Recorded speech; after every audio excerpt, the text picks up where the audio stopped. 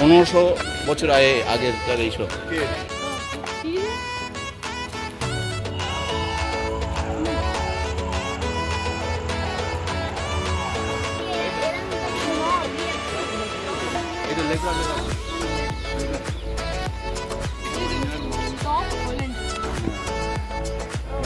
ইমাম